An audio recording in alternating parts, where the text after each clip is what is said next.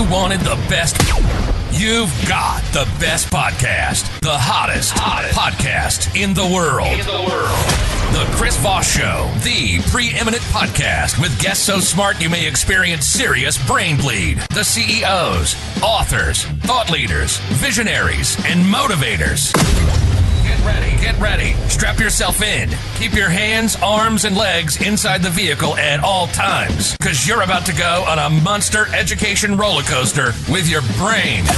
Now, here's your host, Chris Voss. Hi, folks. It's Voss here from thechrisvossshow.com. Ladies and gentlemen, the Iron Lady sings that makes official. Welcome to the big show. As always, the Chris Voss Show is a family that loves you but doesn't judge you, at least not as harshly as the rest of the world. So there's lots of love. What can you do? It's a show about love, stories, lessons of life, the journeys of people that bring you the most amazing stories and cathartic events that they overcame. And they're here to help you make your life better, damn it. Or else. I don't know what that means. And we have an amazing young lady on the show today. We're going to be talking about her hot new book that comes off the shelf June 3rd, 2025. It is called False Claims, One Insider's Impossible Battle Against Big Pharma Corruption, out June 3rd, 2025, by Lisa Pratta. We're going to be talking to her about her insights on the book and some of her experience of life. She was a top-selling pharmaceutical and biotech sales representative for 32 years, helping pave the way for women in the field, only to see the entire industry corrode with sexual harassment and fraud. Lisa was an honors graduate of Albright College before launching her career at pharma giants such as AstraZeneca, Serrano, and Questcor. I can't pronounce that last.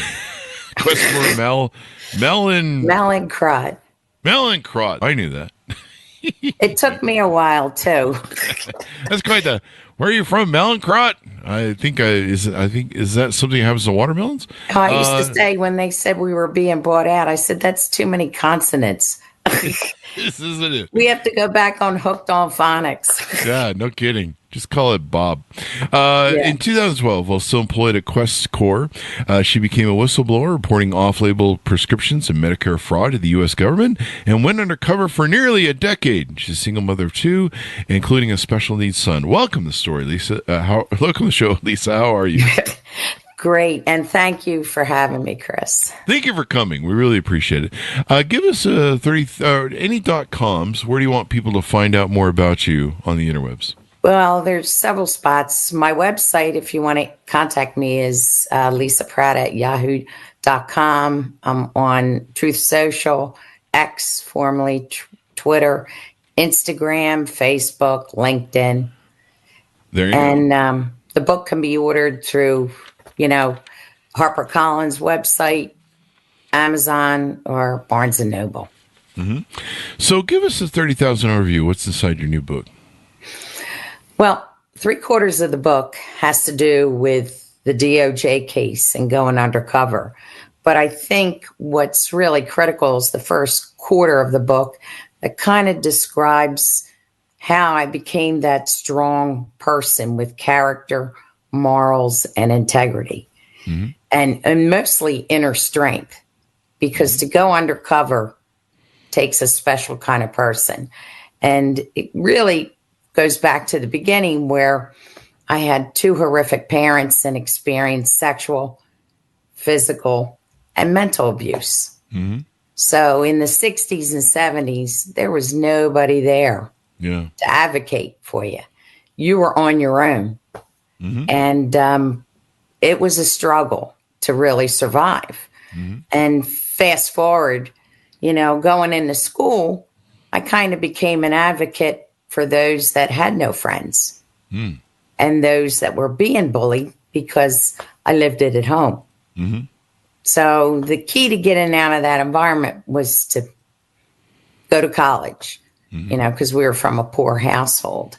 And I think after college, it was difficult because I had all these loans. But what really formulated my integrity and character was my Nona Rosidi, who had a farm. And I spent every summer working on her farm. And I think her personality and her teachings led me to living a moral, legal life in terms of doing what's right and doing things the right way.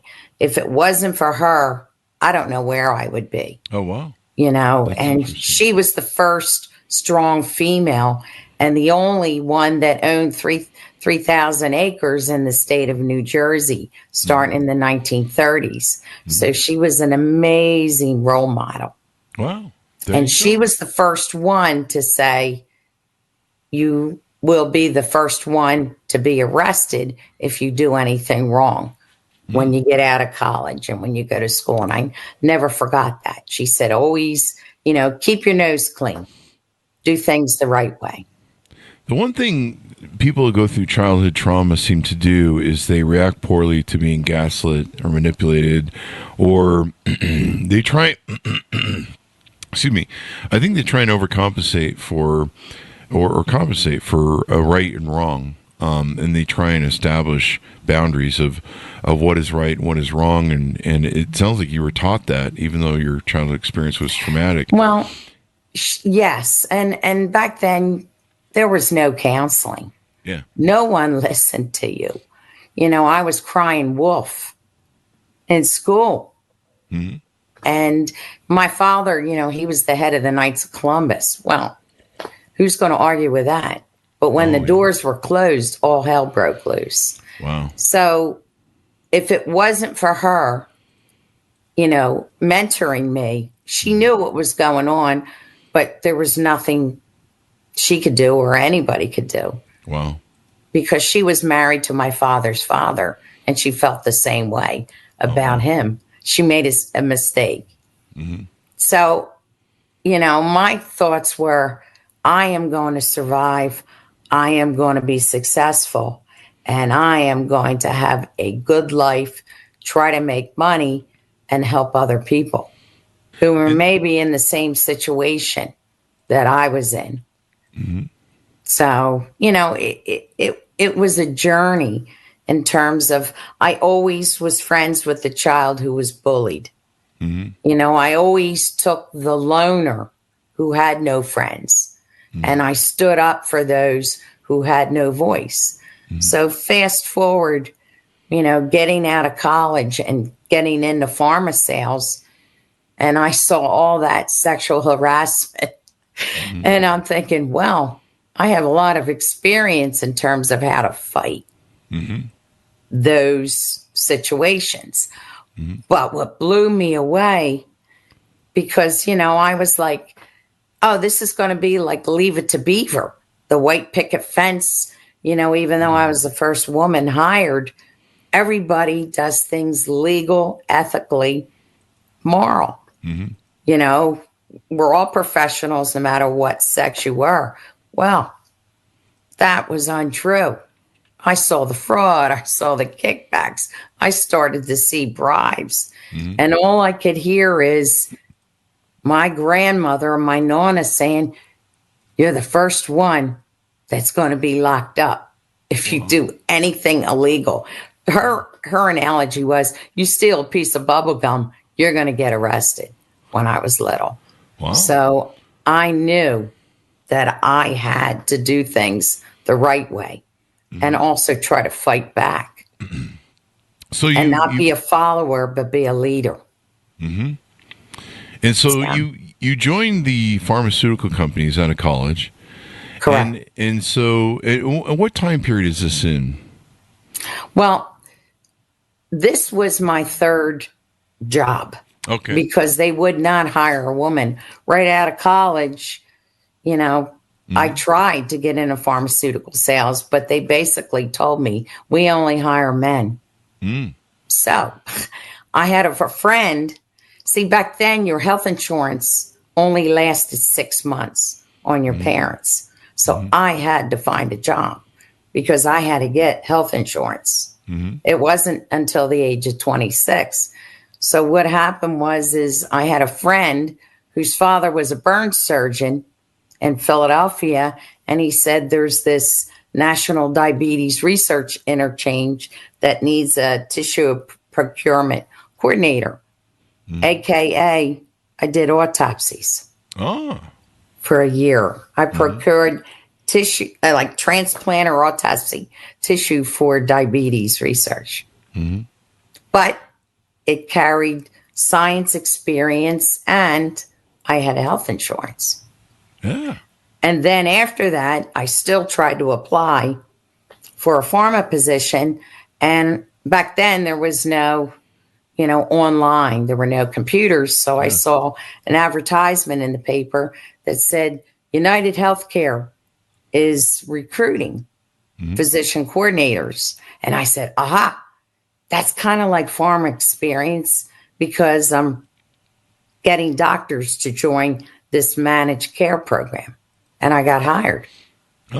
Hence, I had 2 years of experience of managed care.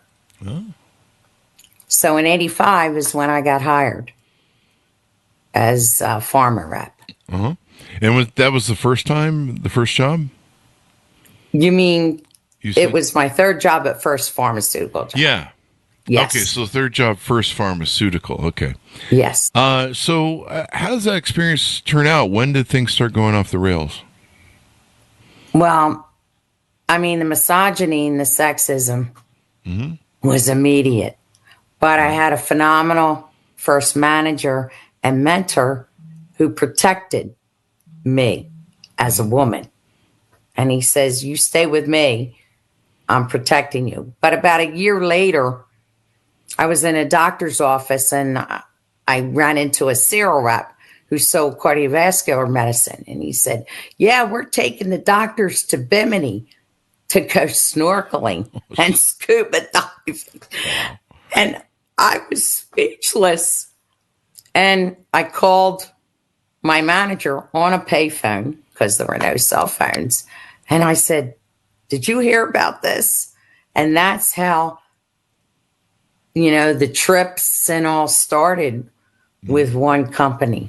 So tell me what this is, the experience of you is in this. Is this the first time you hear about this and you start going, I don't know, my grandmother raised me, not to do anything illegal. This sounds kind of unethical and questionable.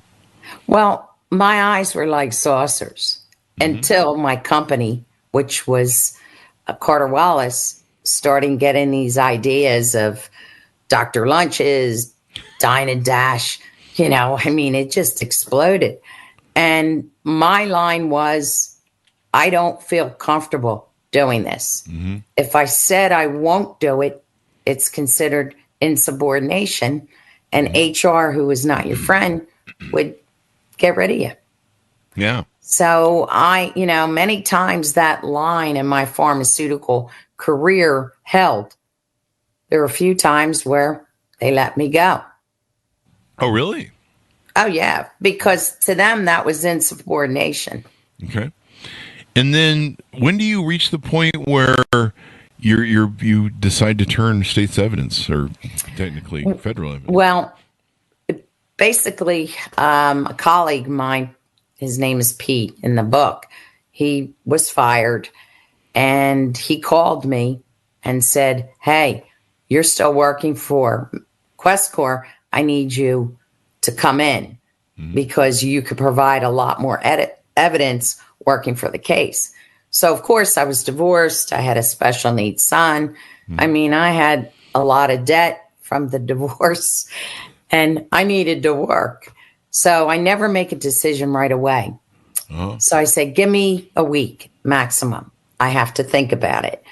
And that week I had a patient program, which is where Questcor and other companies have physicians or nurses talk to the patients about a drug.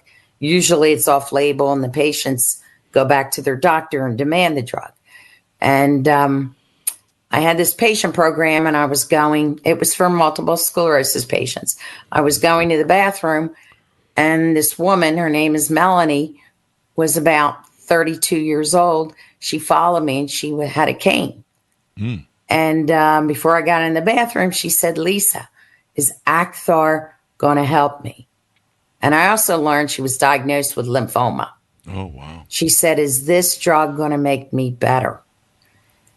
And as a sales rep, only the physician can answer that question. Yeah. So I told her, yeah, the corporate line, you have to ask, the doctor who's giving the talk or your family neurologist. I went in the bathroom. I lost it. I broke down. Wow. And it took me a while to get my act together to come back. And after that dinner, I called Pete and I said, I'm in. Who's going to fight for these patients? Because Questcor was dosing the drug at a suboptimal dose, and the patients who had an attack never got better. They were getting worse. They were getting worse. Yes. And did you ever brought that up to the management or said, hey, this doesn't seem to be working, or is it just obvious that they weren't going to care? They were all in on, I call it the Amway train. I noticed it training. I'm like, wait a second. The patients, when they have an attack, are treated with Acthar, and they have to be on it 3 or 4 weeks, not 5 days. Well, Medicare wasn't going to pay for it unless they compared it to a steroid, which was used for 3 to 4 days. So when I first heard that in training, I went, what did I do taking this job? Yeah. So I was friends with private investigators, cops, et cetera, lawyers. And they said, I discussed it with friends. They said, you have to sell by the package insert, which I always did. And I would say to my manager, my line, I don't feel comfortable selling off label. Oh, wow. I don't. And I told them I don't look good in orange if I go to jail. And the food's terrible. But this, I was in shock.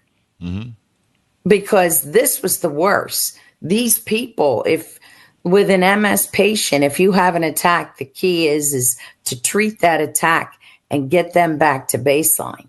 Yeah. So they don't progress in their disease. With this drug, they felt better, but they never got back to baseline.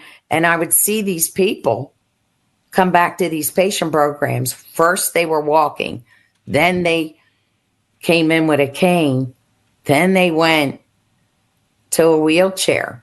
So I knew they were progressing in their disease and had taken Acthar subtherapeutically. Wow. It was terrible. Yeah. And you have a special needs son. How does this shape? Tell us about that and how that shaped your perspective and what you decided to do ultimately. Well, at about 8 weeks, my son started having febrile seizures that were 30 minutes long. And some of them, they required helicopter visits to formerly AI DuPont is where we started. And back then, nobody really knew how to diagnose autism. He's 27 now. So I basically was the advocate in order to find a diagnosis, in order to find treatment, and also education. And it brought me to my knees. I mean, because there wasn't a diagnosis, but eventually we found Dr. Weller, who was at University of Pennsylvania, who finally, he's a fusion of diagnosis, not just autism. He's oppositional defiant. So that was hard. And he has explosive personality. So you really had to watch yourself at home because it could be dangerous. And with Dr. Weller was the path to getting him a diagnosis and under control. But that, advocating him to go to a special school could take its toll, but I had to. He was my son. So when the opportunity came to be a whistleblower, I've been there for ultimate stress. I knew being a whistleblower, this isn't over in 6 months. Having been abused, having advocated for those that don't have a voice, and the piece de resistance is my son, I was ready. Yeah. I was more than ready, because these MS patients I equated to my son. They had no voice. He was getting better. They were getting worse. So when Pete, my colleague who got fired, asked me, it was an easy choice. It was a gift to be able to do this. Definitely. I can see how that would influence you as the mother of a son, and having to advocate and, see what their struggle was. And yeah.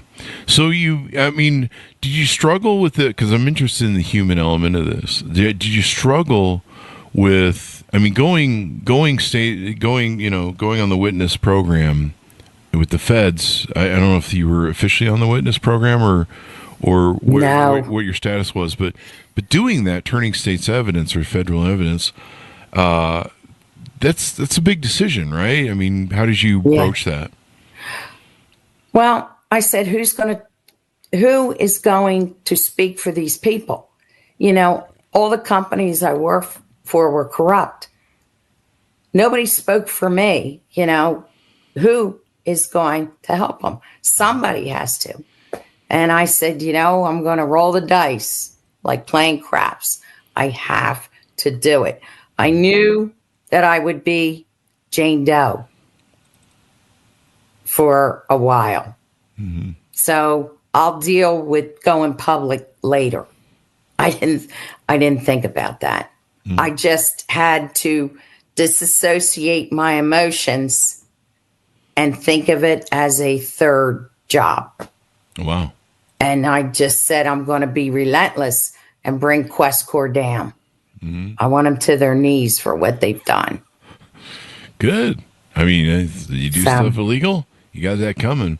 But it's interesting, like I said, how children of trauma tend to become bullies, or they defend other people, or they see other people being victimized through their eyes, and they know what that's like, and they decide that they're going to stop that. It's kind of a way of trying to repair what was done to you, in a way.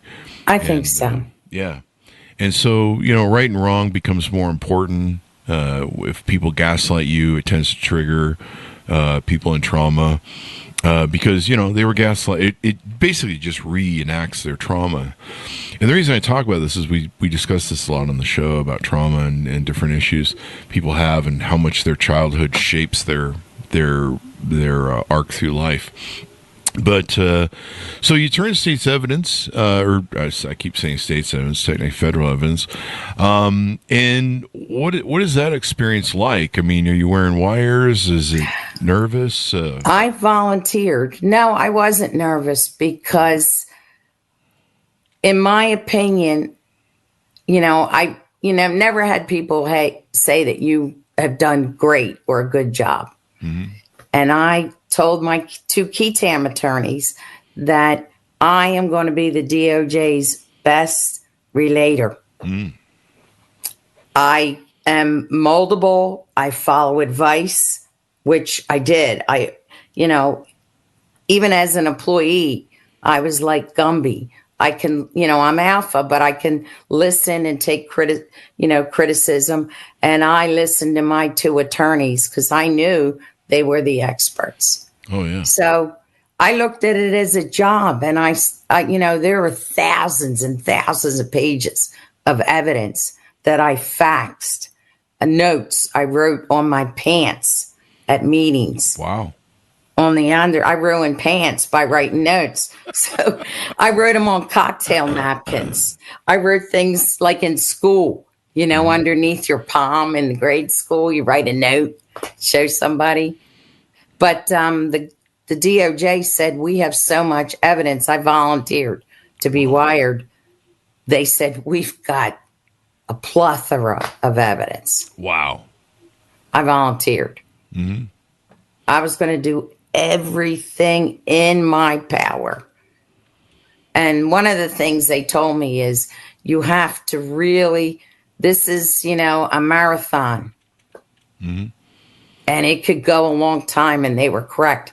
You just have to stay focused and not let your head make you go crazy, because a lot of whistleblowers that they had wound up being hospitalized. Oh, really? And having mental breakdowns. Yes. Oh, I can see that. I mean, it's stressful. I mean, you watch movies where people wear a wire and they dramatize it. I especially with the mob, I would be worried. If somebody finds out, they don't want their money mucked up. They may decide for violence, and there's a risk there. Well, when I became public, it was a different story. Yeah. I was getting drive-bys, hang-ups. Really? I got Rottweilers. Really? And I said, look, can they help me? No. But if you die, the government can get 3 times the amount of money. So I was like, no, Jesus, I'm on my own. I even asked my local cops to do patrol, and they thought it was a joke. Wow. To do, I'm a single parent. So I started collecting Rottweilers. Wow. So when you went public, or the courts went public with it, what was the first step out that the public became aware of your or the people you were turning in became aware of what you were doing? Oh, I was getting doctors trying to call. I mean, my phone was blowing up. And then I was getting drive-bys. Stop, look at my house, and it wasn't for sale. Wow. Yeah. So I called my key tam attorneys and I said, talk to the DOJ. I'm all by myself here. And they said, we don't protect people. Wow. And I'm like, a witness? No. Wow. But if you die, we'll get 3 times the amount. We actually want you to die, so it will help our case. Wow. So, I said, well, being a child, that abused child and all, I'm on my own. Yeah. You're kind of used to defending yourself. Yeah. Yeah. So I got Rottweilers. That'll do it. And so you go through that experience. How long did you have to have that sort of terrifying experience of people harassing you or trying to intimidate you? It lasted a couple years. Really? Years? Yes. It lasted a couple years, and it stopped. But when this book comes out, it's going to start up again, because the book discusses healthcare and general, not just Questcor, but companies in general, and doctors. Wow. So, but you know what? I'll deal with it when it happens. I can't think about it. Well, it's a whole lot harder to probably stop you at this point, because now it's a book. What happened with the case? Tell us about the case. What happened with the case on this? Well, what happened is in 2019, when I became public, the Mallinckrodt had bought Questcor. They only settled 10% of the case. And I said to my key tam attorney, something stinks, because of all the cases that I've read that were taken by a civil division, there's 100% settlement. So this is a civil case, not criminal? Yes, they were going to go criminal, but I've discovered basically with the Department of Justice, it was just too much, time and money in order to do a criminal case and go to trial. Put your life on the line for this. Well, what can you do? Yeah, I guess. But they decided to go civil, and what they did is I provided so much evidence, they take the low-hanging fruit in order to prosecute. The easiest infractions are bribes. So that's what they did, but Mallinckrodt only settled 10% of the case. So the thing is we're going to prepare for trial. So I was practicing depositions. I had to meet with the DOJ, and the head from Augie Ripa came from Washington to grill me for about 6 hours to see how I would do as a witness. States, federal witness on the stand. Uh-huh. So, Wow. That's cool. yeah, that was interesting. And so then you finally got to meet on the witness stand and turn in these folks and stuff. What was that Yeah. experience like? Well, we didn't go to trial. Oh, We almost were, but then all of a sudden, Mallinckrodt hit the news and they were involved in the opioid crisis, the other division. And I told my attorneys they're going to claim bankruptcy. And they are sweet talking the government. This was my opinion. And we're not going to go to trial. They're just going to be like that bad boyfriend who doesn't want to keep going on dates and, we'll go next week. And that's what they were doing. And 14 months later, Mallinckrodt went bankrupt. Wow. So they just bankrupt their way out of the civil case? Yes, everything. Wow.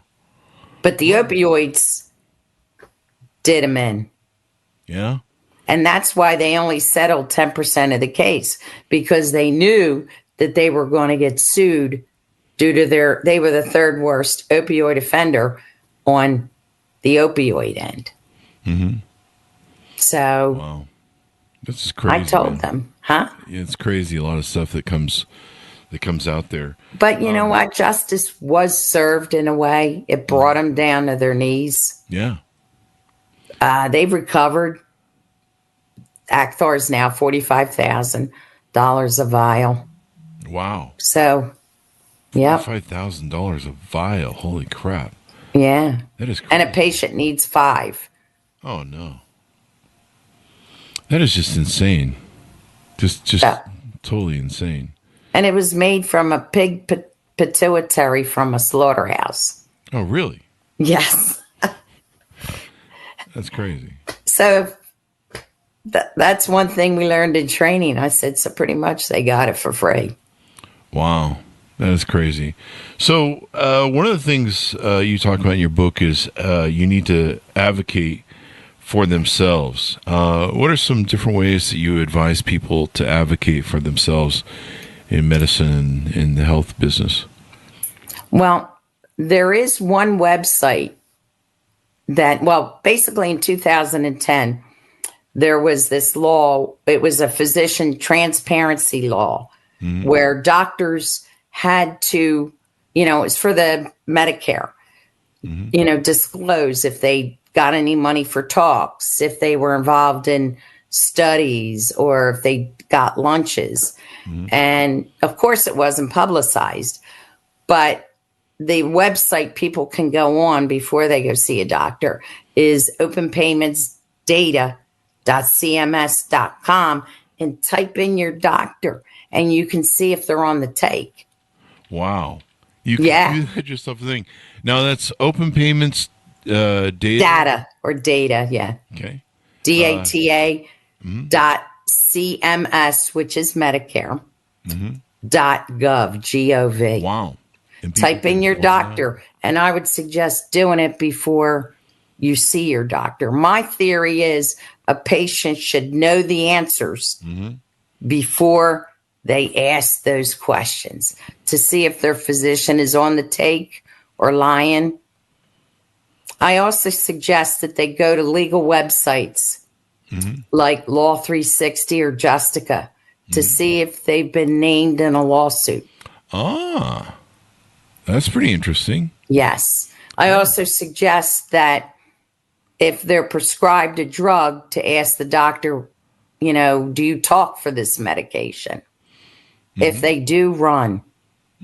Because they're not making a decision based on science or publications in journals.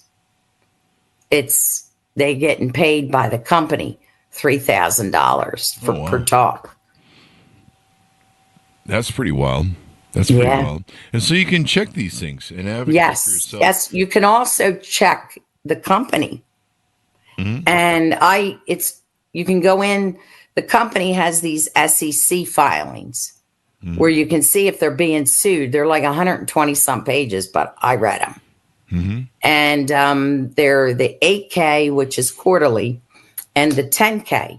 And you can go down and see if they've been, because they have to disclose it, and it's in tiny print, if they've been named or involved in a ketam case. So these questions before you can even take a drug or go see your doctor. That's important. Like, doctors should be like NASCAR racers, where they have to put all the emblems on themselves. Politicians too. Yeah. They have to put the emblems of all their sponsors that gave them money. But this is great that there's a resource for this. I didn't even know these websites existed. Yeah. I always like to see if they've been named in a lawsuit, and you can't find it in Google. Really? And there's another website, legal website, that's free. It's called Kroll with a K, KROLL.com. I've seen some specialists that I've had to see light up. Wow. So I canceled the appointment. Like when I had cancer. A couple of them didn't have my best interest because they were named in a lawsuit. Oh, they were named in a lawsuit. Oh. Or malpractice. That's really powerful to know this data. One thing, my mom raised 2 handicapped daughters, and she finds that she gets more advocacy and help from the prescription the prescription doctors than she does the real doctors. She trusts her pharmacist more. I don't know what your thoughts are on that. I don't trust the pharmacist, and it has to do.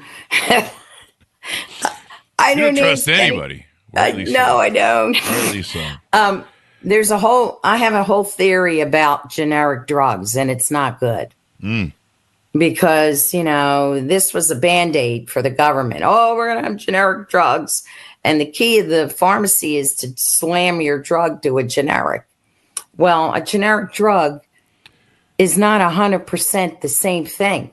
It's 80% or 125% plus or minus. So that could be dyes, fillers. Wow. It has to be almost there.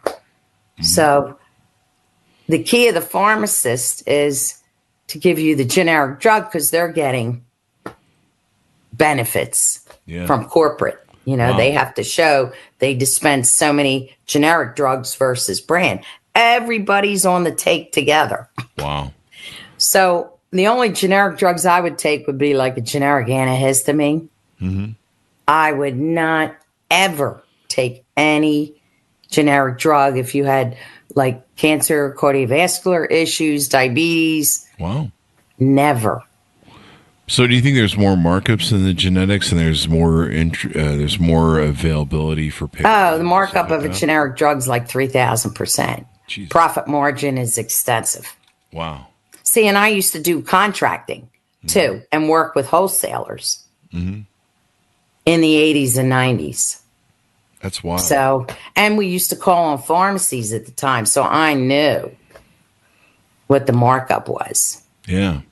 A few years ago, we had Catherine Ebon on the show. I don't know if you've heard of her. She wrote a book called Bottle of Lies, The Inside Story of the Generic Drug Boom. And she talks about, these generics being made in other countries that, they're questionable on, how clean they are, how well they've processed, adding stuff that shouldn't be added. It was kind of interesting discussion in her book. The FDA allows this. Wow.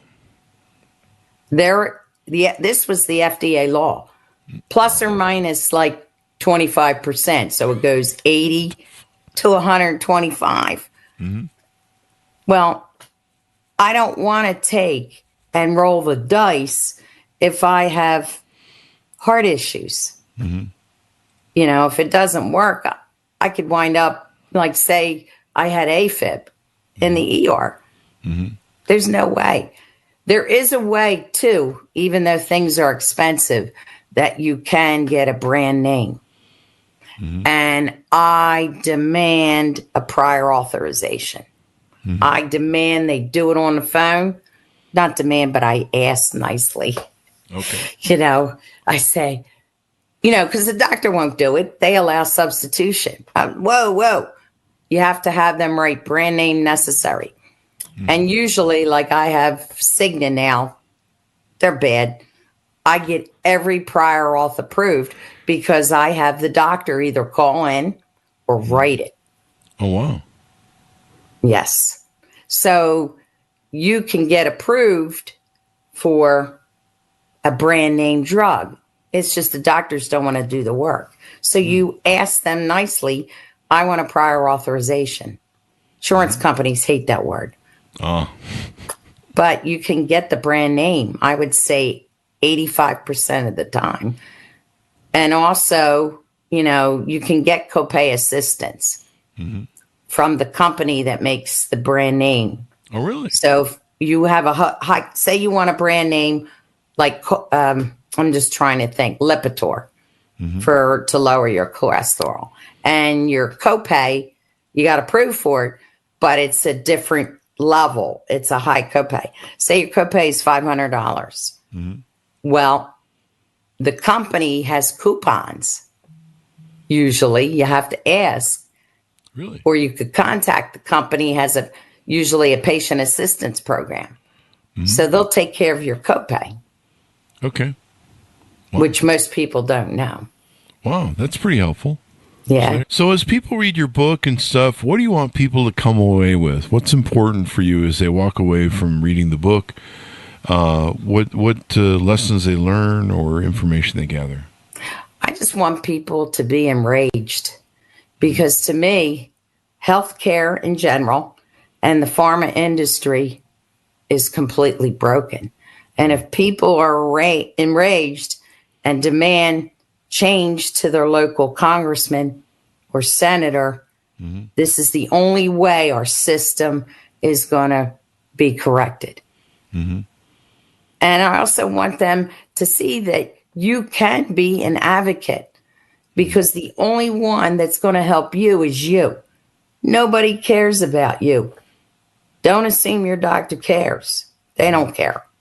Managed care has destroyed this in physicians. Wow. So all those little tips and homework have to demand what you want and take notes. And if you don't like it, find another doctor. So be your own advocate. Don't assume they're God and put them on a pedestal. Hey, it's interesting that we kind of assume that these folks have our best interests at heart, but like you say, they're highly compromised. And I think people are kind of discovering that. We want to believe that someone who's a caretaker who follows ethical rules or supposed to be ethical rules about living and dying, would be a purveyor of high ethics and standards. But money's money, and I think too the ethics part and the corruption. But I think with the rise of managed care, it cut most of their salaries in half. Oh, wow. And more because you're limited what they get for a Medicare patient or a commercial patient. That's it. So that means what they were used to 12 years ago has been cut in half. Hence, the pharma companies come in with all the bribes and kickbacks. Wow. So they used to care years ago. Nobody cares. Wow. Well, it does seem like we have a real problem in this country with our health care and all that good stuff. So give people your final pitch out as we go out to order the book, .coms to find and learn more about you, et cetera, et cetera. Yeah, basically Lisa Pratta, yahoo.com. You can find the book on Amazon, your usual places, Barnes & Noble. The publisher is HarperCollins. They have a website. I mean, if you type in Lisa Pratta, false claims pages come up in smaller bookstores to order. Well, thank you very much, Lisa, for coming on and telling your story. Amazing story, and definitely, a great advice for people. We all reach a point sometime where we're spending a lot of time with medicines and doctors and stuff. And, we need more advocates for ourselves, and we need to call out this industry to behave itself better, ethically and morally. So thank you very much, Lisa, for coming on the show. Thank you very much for having me, Chris. Thank you. And thanks to our audience for tuning in. Order the book wherever fine books are sold. False Claims, One Insider's Impossible Battle Against Big Pharma Corruption. Thanks so much for tuning in. Go to goodreads.com/Chris Voss, linkedin.com/Chris Voss, Chris Voss 1 on the TikTokity, and all those crazy places on the internet. Be good to each other. Stay safe. We'll see you next time. Thank and that you. shows us out.